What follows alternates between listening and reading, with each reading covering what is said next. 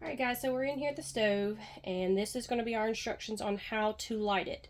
Depending on the last time that someone was in here, it can take anywhere from 30 to 60 seconds to bleed this line in order to get it to light. I kid you not, it can take a while sometimes.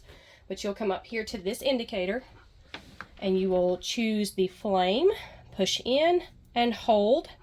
Then you're going to come over here to your igniter, push and twist. Now go down.